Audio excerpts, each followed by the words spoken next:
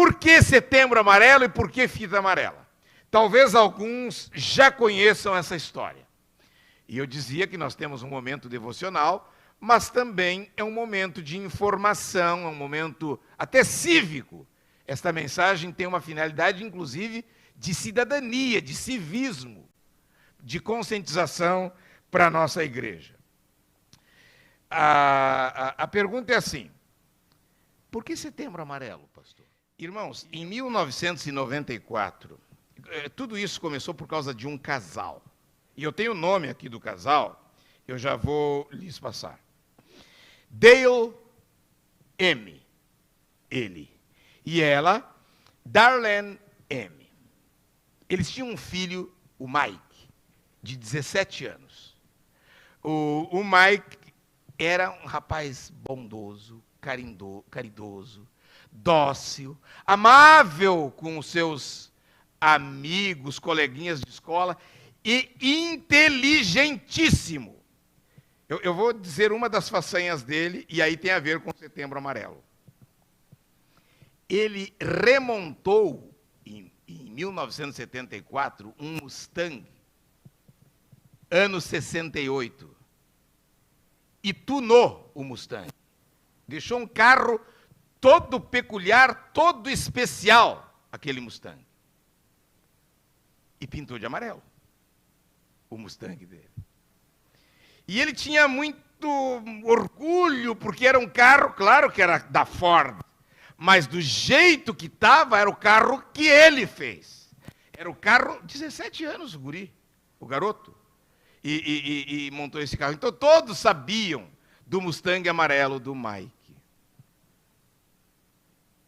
O Mike se matou. Repito, amoroso, educado, respeitador, inteligente, todas as virtudes. Sinceramente, eu não sei se eles eram membros de alguma igreja evangélica ou não, mas eu vou dizer, todas as virtudes que um moço, que uma moça, que a gente espera ver num moço ou numa moça crente, o Mike tinha. Tamanho o carinho dos que o rodeavam, dos seus amigos. No dia do funeral do Mike, irmãos, os amigos se organizaram e levaram uma caixa, onde estava o caixão, o velório, uma caixa próximo ao caixão, com cartões, com fita amarela em cada cartão. 500 cartões. Por que os amigos do Mike fizeram isso, Mari? Porque eles conviviam com o Mike. Eles estavam sempre com ele, queriam bem ele. E nunca perceberam qualquer possibilidade de ele tirar a vida. Eles nunca notaram nada. E isso fez com que eles não se perdoassem. Como que a gente está sempre com ele, ri com ele, brinca com ele, estuda com ele, se diverte com ele, como que nós não percebemos? E eles se sentiram, sabe, um pouquinho de culpa por estar junto e terem sido insensíveis. Eu não sei se eles foram insensíveis, de verdade eu não sei. Mas é como eles se sentiram, estou transmitindo como eles se sentiram, tentando transmitir. E daí a iniciativa daquela caixa ali, está o caixão, está a caixa, e os cartões com uma fita amarela, olha aqui a nossa fita. E aí a mensagem, pediram para o ministro oficiante do funeral dizer que aquele moço, aquela moça, que estivesse precisando de ajuda, fosse de qual ordem fosse, a sua carência, a sua necessidade, era para escrever que eles iriam encaminhar para pessoas certas que poderiam ajudar. E irmãos, a história diz, vale a pena procurar essa história, que começou a pipocar de diferentes partes dos Estados Unidos da América. Pessoas usando o cartão com a fita amarela. Não sei se aqueles se esgotaram e as pessoas faziam outro. E enviando para pastores, rabinos, padres, professores, Patrícia. Na escola, o primeiro a receber foi um professor, numa escola de segundo grau, de college. Até que, estou dizendo tudo isso, até que, em 2003, a Organização Mundial de Saúde escolheu o setembro amarelo, da fita amarela, dos amigos do Mike. A fita amarela é dos amigos do Mike. Por que a fita era amarela? Por causa do Mustang amarelo que ele preparou. E hoje as igrejas no mundo e no Brasil, as ONGs e entidades sociais se ocupam disso. Aqui no Brasil foi introduzido, quem deu o primeiro passo não foi nenhuma igreja, foi o CVV, o Centro de Valorização à Vida. E o número do CVV, eu falo alto e bom som, 188. Sempre tem alguém para ajudar um coração sofredor, uma alma aflita e angustiada. 188. Absoluto sigilo. Nunca revelam quem os procura. E muita gente os procura. E são pessoas habilitadas. Por que eu estou dizendo isto, irmãos? Quando eu era estudante de teologia, garoto, 19, 20 anos, eu me lembro que um pouco antes de eu ingressar na faculdade adventista de teologia, uns anos antes, uma igreja adventista aqui em São Paulo criou um programa chamado Telepaz, a Igreja Adventista de Moema. E esse programa deu tão certo que Telepaz passou a ser um instituto da Igreja Adventista em todo o Brasil. E eu lembro, quando estudante de teologia, algumas tardes eu dava atendendo o Telepaz. Nem que fosse para fazer uma oração com alguém chorando do outro lado da linha. Eu estou falando de 1974, 75, 76, os meus anos lá. Nós não temos condições de ter um pastor em tempo integral, que poderíamos dizer 3 tardes por semana, o pastor Tiago, o pastor André, o pastor Bernardino, o pastor Vicente, a Patrícia, a Tati, a Diana, a Edileuza, enfim, quem for, estarão apostos no escritório da igreja, nossa igreja aqui local, para atender quem queira ligar, para fazer uma oração, para ler um texto bíblico. Mas as igrejas que têm, fazem muito bem em ter. E muitas vidas têm sido ajudadas por isso. Talvez eu seja censurado por fazer propaganda do CVV do 188. Eu repito, 188 CVV, vamos sim encaminhar pessoas para profissionais. E aqui eu abro um parênteses para dizer o seguinte, irmãos. Há crentes, homens e mulheres da igreja, alguns são pastores, outros e outras não são pastores, pastoras, mas são líderes, com certa influência e certa projeção.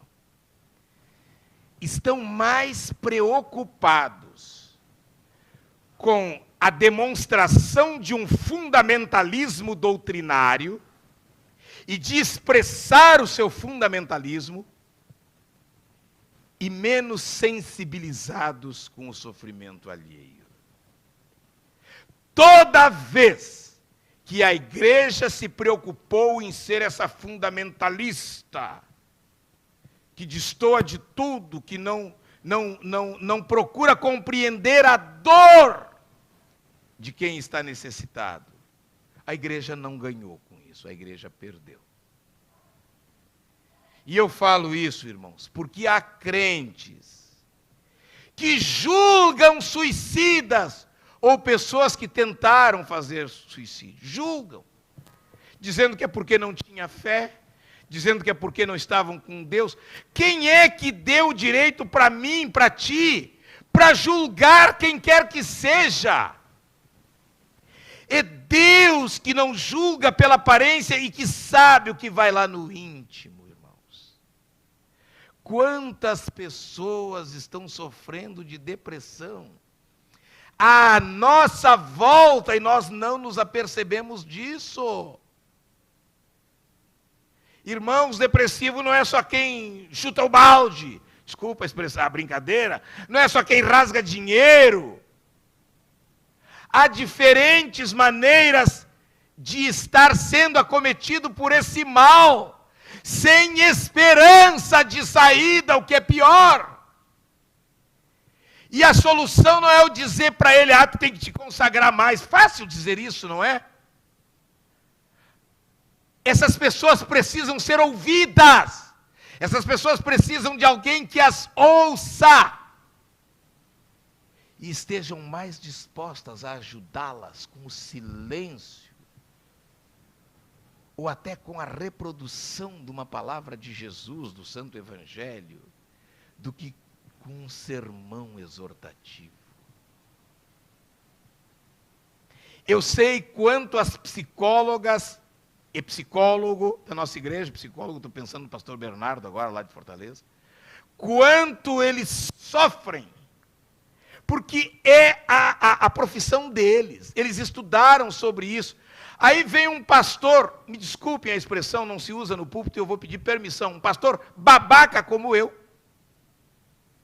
e acho que eu posso fazer juízo de psiquiatria e de psicologia, e começo a prescrever soluções.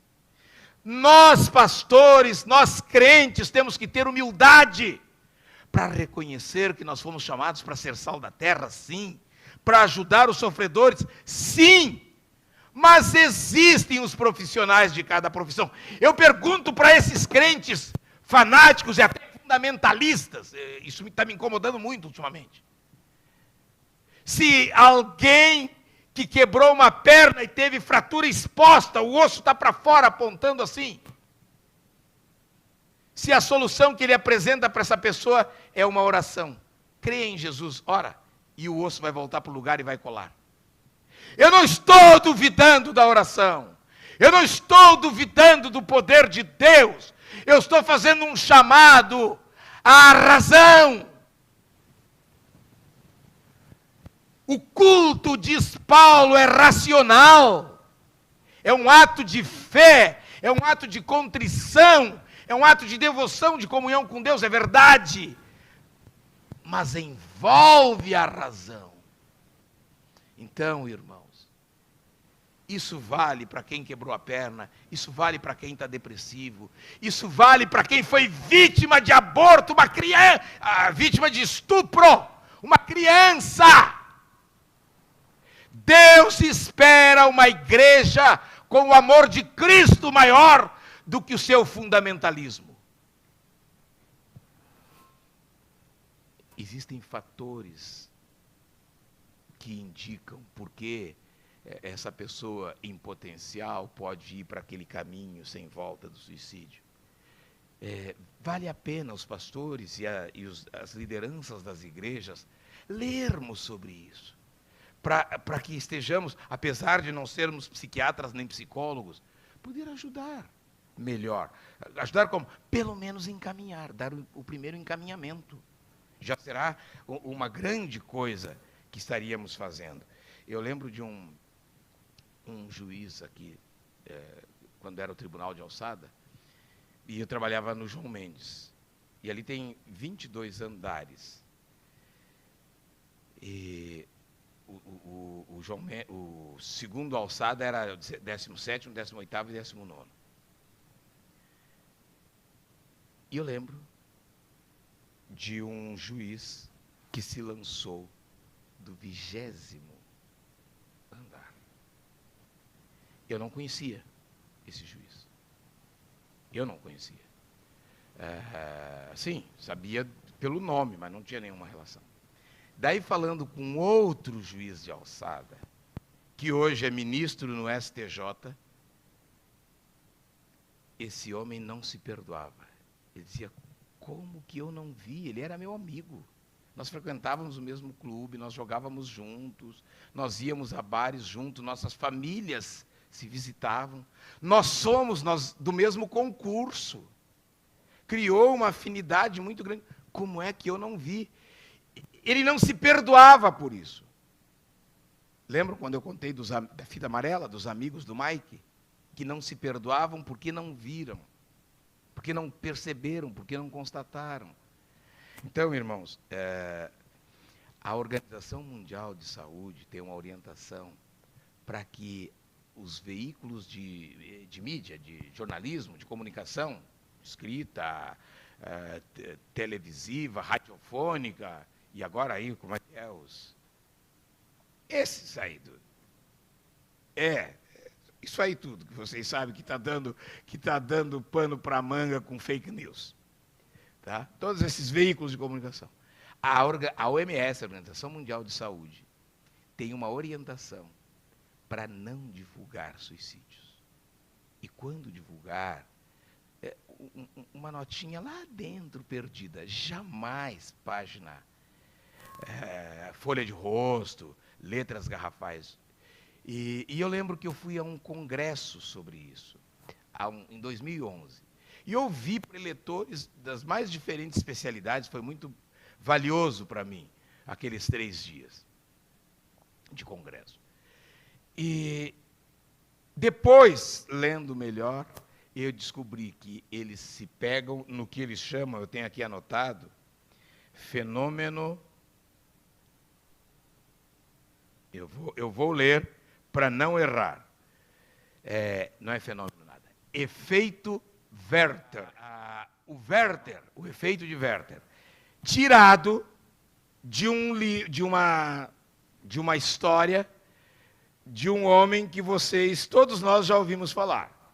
Johann, alemão também, Johann Wolfgang von Goethe. O Goethe conta, numa das suas obras, a história desse moço Werther, que no fim da história ele resolve dar um fim à vida. E a obra do Goethe fez tanto sucesso que os estudiosos perceberam uma onda de suicídio de jovens na Alemanha e em outros países na Europa, logo depois que o livro explodiu, ficou famoso. E aí, os especialistas da psicologia resolveram, depois de estudar muito esse fenômeno, vários anos estudando isso, chegaram à conclusão sobre o efeito Werther, é o nome, que é como se fosse desinibe alguém para dar esse passo fatal. Não é que seria um estimulante, eu já vi gente falando que é estimulante, não. Eles não dizem que é um estimulante. Ele, pelo menos, desinibe. Deixa a pessoa mais livre para dar um passo assim. Irmãos queridos, dito tudo isso, o que tudo isso tem a ver com a nossa fé? O que tudo isso tem a ver com a nossa igreja? E por aqui nós vamos finalizando. Eu sei que nós passamos por lutas, nós passamos por provações.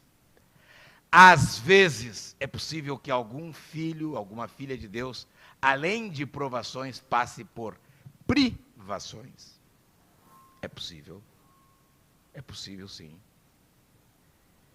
E daí?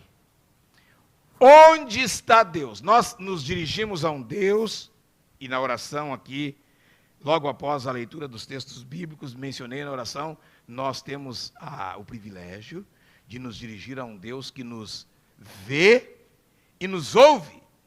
Isso é verdade, essa é a nossa fé. A pergunta que eu sempre faço, irmãos, e não é para desanimar ninguém, e quando a demonstração de que Deus esteja me ouvindo demora mais do que é a minha expectativa? Quando a resposta de Deus, eu fui educado, né? Demora mais do que a minha expectativa. Quando ela tarda, eu sei que Deus não se atrasa nunca. O tarda é da perspectiva humana, não é jamais da de Deus. Mas então, quando para mim ela tarda, quando para mim ela demora, é evidente, irmãos, que nós temos um inimigo que aproveita de todas essas situações e circunstâncias para jogar em nós o desânimo e a desconfiança no Senhor. Quando a resposta de Deus passa para nós a ideia de que Deus não está nem aí conosco, de que Deus tem tantas coisas importantes para fazer, com que se ocupar, que não tem tempo para perder conosco. Eu sei que racionalmente a gente não pensa assim de Deus, mas nós temos um inimigo que é habilíssimo no poder persuasório do mal, para nos afastar de Deus. Eu gosto, irmãos, de uma expressão de Martin Luther King. Morreu, foi assassinado em 4 de abril de 68. Mas num dos sermões, discurso dele, uma frase ficou famosíssima. Cada dia mais eu me convenço da realidade de um Deus pessoal. Eu gostaria de deixar conosco essa frase, reproduzindo Luther King. Cada dia mais eu me convenço da realidade de um Deus pessoal. O que isso significa, irmãos? Que Deus tem tanta preocupação com o mundo, com o universo. Deus tem cuidado de tudo. Os bilhões de estrelas, tudo. Eu não sei, miríades e miríades de anjos. Tudo está sob o cuidado de Deus. E aqui na terra, os continentes, as pessoas, os salvos e os não salvos, tudo está sob o controle de Deus. As nações, o rumo que os países tomam. As escolas, Patrícia, que é professora. Tudo está sob o cuidado de Deus. E quando eu digo que eu vou parafrasear Luther King, acredito na realidade de um Deus pessoal, eu estou dizendo que Deus, tendo todos esses cuidados, Ele olha para mim, Mari, Ele cuida de mim, como se eu fosse a única ocupação dEle. É isso que as palavras de Luther King pretendiam dizer. A realidade de um Deus pessoal. Que Deus, nesta manhã, já meio-dia, indo para a tarde, do seu santo sábado, nos estimule, irmãos, a nos apegar a Cristo e a sua cruz. Tem um verso de Paulo, em Romanos 8, 38 e 39, eu vou ler, eu tenho transcrito aqui nos meus apontamentos, porque eu estou bem certo de que nem a morte, nem a vida, nem os anjos, nem os principados, nem as coisas do presente, nem do porvir, nem os poderes, nem a altura, nem a profundidade, nem qualquer outra criatura poderá separar-nos do amor de Deus que está em Cristo Jesus. Nesta manhã, meio-dia do Santo Sábado, peço a Deus que, por meio do seu Santo Espírito, abra o coração de cada um de nós. Que cada um de nós esteja disposto a seguir o projeto dele, o plano divino. Vamos, nesta manhã, meio-dia, dizer que confiamos na palavra dele. Queremos seguir essa palavra. Vamos entender os sofredores. Eu tenho aqui um artigo de um executivo mundial da Igreja Adventista, do sétimo dia. Pastores também sofrem. Eu não vou ler. Mas ele conta a história de um jovem pastor, Andrew, eu brinco, chamo o André de Andrew, Andrew Stockline. Jovem pastor, vibrante numa igreja adventista na Califórnia, ministério frutífero, casado, 3 filhos, família maravilhosa. O Andrew se suicidou. Ele tentou o suicídio num dia, foi socorrido, mas no dia seguinte as sequelas foram tão grandes, ele não resistiu e morreu. E aqui esse executivo da igreja adventista para o mundo inteiro lança um desafio para as igrejas adventistas do mundo inteiro. Eu tenho traduzido em português. Pastores também sofrem. Pedindo que as igrejas mostrem mais apreciação pelo seu pastor. Orem diariamente pelo seu pastor. Apoiem o ministério do seu pastor. Mas isso não é só para o seu pastor. É para cada um apoiando cada um. Nosso uso da fita amarela, nesse dia, tem esse sentido. A nossa igreja, com a maior humildade e simplicidade, adere a essa ideia da OMS, da Organização Mundial de Saúde. Adere à ideia do CVV no Brasil, de lutar para valorizar a vida. E Setembro Amarelo está no calendário eclesiástico da Conferência Batista do Sétimo Dia Brasileiro. Infelizmente, não está sendo explorado. Mas ainda setembro só está começando. Então fica aqui o desafio para as igrejas e se lembrar, o mês é setembro, amarelo, pelas razões que expus, e o dia escolhido como dia de valorização da vida é o 10 de setembro. Tá bom? O mês todo é esse, mas o dia é o dia 10. O que nós vamos cantar? Não desistir. Não desistir, claro que sim. Vamos cantar. Posso falar antes, só para... Claro, Diana. Aqui, esse tema me toca muito, porque não é um testemunho, infelizmente, foi uma situação que não culminou como eu gostaria, né? Em 1999, fazia o curso... No ano 2000, eu conheci uma moça chamada Vânia. Eu fazia o curso do SENAC, de técnico em nutrição, e a Vânia era uma pessoa difícil, né? Uma moça muito bem criada nos jardins. Ela tinha só 31 anos. E quando eu a conheci, no curso, a Vânia só sobrava para mim, né? Porque eu não via assim, mas ninguém queria ficar com ela nas atividades, porque ela era uma pessoa muito inteligente. E ela não aceitava gente burra. Ela falava, eu não aceito gente burra.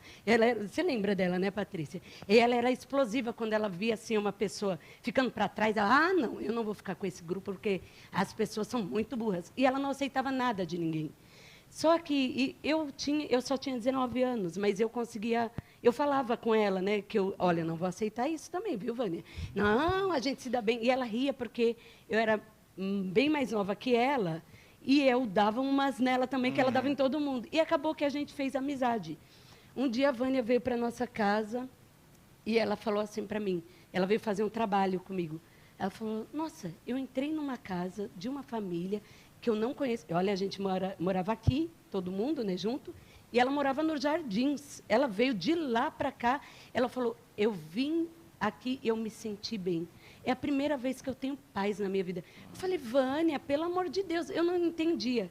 E aí depois foi que eu perguntei, comecei a falar com ela, mas Vânia, você é muito agitada com as pessoas, né? Você devia ter mais calma. E a Vânia falou assim, que a mãe dela sempre tentava suicídio. E ela falou assim, Diana, e sobrou ela para mim, porque nós somos em 5, era 4 ou 5, todo mundo se casou, e ela sobrou para mim. E eu não tenho o que fazer, eu às vezes encontro ela dentro da banheira, cortada, só sangue na banheira. E ela foi contando essas coisas, eu não tinha estrutura, Bernardino, na época. A gente até estava num conflito de igreja, né, Patrícia? E ainda consegui levá-la na Faria Lima, que era perto da casa dela. Ela foi num culto lá, e ela se sentiu bem também, né, Patrícia? Ela e a Adriana foram. E aí, a gente estava terminando, concluindo o curso, a gente fez a conclusão de curso, ela e eu no mesmo grupo, e eu me dava mesmo bem com ela. E aí, quando foi no final do ano, ela falou assim, ai, Diana, eu vou pedir uma coisa, mas é assim, eu sei que eu vou incomodar. Eu falei, não, pode falar. Ela falou assim, eu posso passar o Natal com vocês e com a sua família? Aí eu falei, pode sim. Aí até falei, mãe, a Vânia quer passar, e a gente ia para o sítio. E eu falei, em Biúna, não era, Patrícia? Aí eu falei com toda a família, né? E eles falaram, deixa ela aí, sim, né? Eu falei, vai incomodar, né? Não sei o quê. E comentei com ela, liguei e falei, Vânia, você pode passar, sim, o final de ano com a gente. Aí ela falou assim, eu me senti mal pelo que eu falei. Todo mundo tem sua família, todo mundo passa com a sua família, e eu estou atrapalhando a atividade da família de vocês. Eu falei, não, Vânia, você pode passar. Não, já liguei para a Sandra, que era uma outra colega do curso, e ela também tem um sítio, só ela, o marido, eu vou com ela. Eu falei, então, tudo bem. E aí, depois da virada do ano, eu estava trabalhando, e uma outra colega do curso, a gente já tinha concluído, me ligou. Falou, Diana, o que está acontecendo? Me conta, o que aconteceu com a Vânia, né? E eu não sabia, né? E eu tinha passado o final do ano no sítio. Quando eu voltei, eu falei, eu não estou sabendo. Ela falou assim, mas está todo mundo se comunicando. A gente não tinha WhatsApp na época, né? E está todo mundo perguntando, pedindo para ligar para você. Só eu tenho o seu telefone, porque todo mundo sabe que você é a mais próxima da Vânia. Mas então, eu não sei. Diana, Vânia se suicidou. E eu fiquei... Ela já tinha completado 33 anos. Ela, no final do ano, depois que a gente soube, assim, não conseguimos contato com a família, porque a família ficou muito abalada, ela foi para um viaduto aqui de São Paulo, ela se jogou do viaduto. E com 33 anos. Eu já passei por 33, a gente passou... E depois que eu passei, eu falei, a Vânia se suicidou com essa idade, meu Deus. E eu não tinha estrutura, Bernardino. As nossas igrejas, elas precisam preparar, não só os pastores, precisam preparar os membros. Porque toda vez que eu penso nisso, minha mãe até falou, e não sei nem por que a mãe falou, né, que ela ligou, ela falou para mim, Diana, a Vânia nunca mais ligou. Diana, liga para ela, vai que ela se suicidou. Eu falo, mãe, para! O que é isso? E olha como é a falta de percepção. Eu ainda falei assim, brinquei, né? Mãe, a Vânia gosta muito dela para ela fazer isso com ela. Porque eu a via tão bem cuidada, que o pessoal fala, o depressivo não passa um esmalte, não passa batom, não arruma o cabelo. A Vânia era o oposto. A Vânia era muito bem cuidada. Então, eu não imaginava, eu achava que era a mãe dela. Como eu não consegui contar, talvez fosse a mãe dela também que tivesse essas depressões, e ela também. Só que eu nunca percebi na Vânia que ela tinha condição de se suicidar. Eu nunca percebi. Então, eu achei essa pregação... Desculpa, pastor, estou mais tempo. Não, que isso. Mas eu achei muito... Eu ouvi toda a pregação, e quando falou que os amigos não percebiam, eu nunca percebi. E todo mundo achava que eu era a mais próxima dela, mas ela não contou nem para mim que era próxima dela.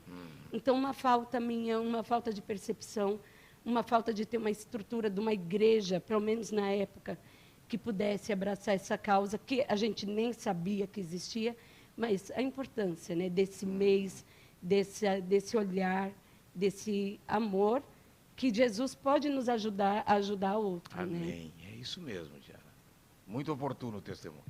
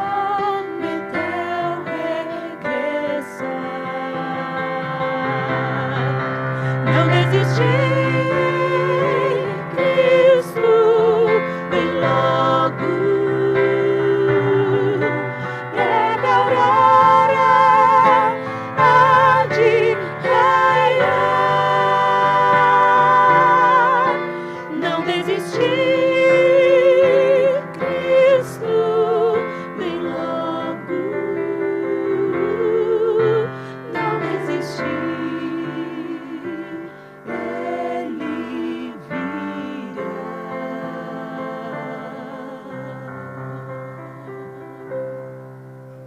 estou convidando o pastor Tiago e o pastor André para que venham orar. A oração final será de ambos. E eu depois a bênção apostólica. Vou pedir que o pastor André ore depois pelo irmão Greco, que aniversariou ontem. E vou pedir que o pastor Tiago ore pelo Arthur, filho do pastor André e da irmã Patrícia, que aniversariou dia 2. Tá bom? E o pastor André tem anúncios. Por favor, pastor Tenho André. pessoas que estão nos assistindo, o Evandro, a Jane e as crianças. Ótimo. O pastor Alex, lá de Curitiba. A Selma e o Greco, os meninos. O pastor Edson, de Nova Iguaçu. Ótimo. A Valéria Evangelista. O pastor José Queiroz, lá de Fortaleza. E a Rafaela Lessa. E ela disse que quando ela teve uma crise, testemunhou lá no chat, que ela teve uma crise de ansiedade muito intensa, ela precisou do CVV para que pudesse receber uma orientação.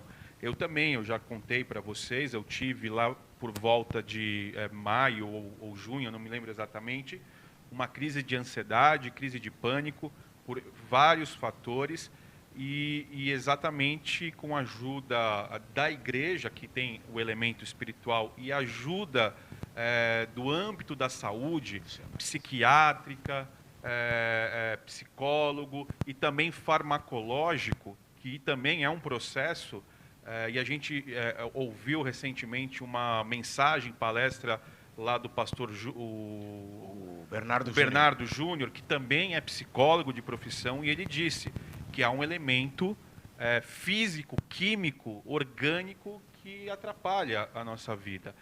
O que me preocupa, até do testemunho que a gente conheceu, essa amiga, ela pulou lá daquele viaduto do Sumaré. Aquele lá onde você morou. É perto onde aquele viaduto que tem embaixo a plataforma do metrô. Isso, né? Isso.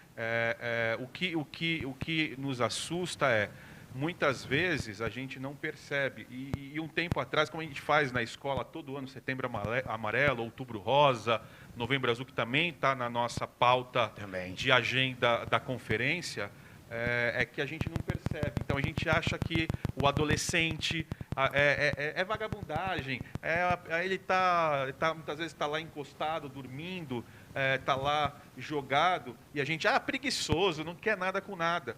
E quando no âmbito religioso, não está orando, não está lendo a Bíblia, está deixando o inimigo fazer morada. E a gente não trata o ser humano como um elemento completo, holístico que as pessoas falam, né? Na completude. E é tão triste quando a gente fica com medo de falar, olha, eu estou indo no psiquiatra. Olha, eu estou indo no psicólogo, eu estou tomando remédio para dormir, eu estou tomando remédio para ansiedade. Eu, como pastor, eu fico até receoso de falar, porque vou achar, que pastor é esse que não está andando com Deus? Né? Então, é complicado isso. Né? Então, André, me dá uma parte, pastor André. Esse teu depoimento é tão oportuno e complementa tanto a pregação. Eu não quis falar ali de estatísticas, eu tenho várias estatísticas. Uma delas, que 90% dos suicídios, se fossem tratados, 90% seria evitado. Então, é para tratar sim com quem é especialista, sem ter a menor vergonha. E pedir oração para a igreja e tratar em todos os campos. Nós somos um ser completo, né? Desculpa falar disso. Então vamos agradecer a Deus. Pai, nós somos gratos por esse momento, Pai, esse momento de louvor e da mensagem exposta aqui, Senhor, que ela produza poder em nossos corações para que a gente reflita sobre a nossa existência, a nossa relação contigo e a nossa relação com os nossos irmãos e conosco mesmo, Pai.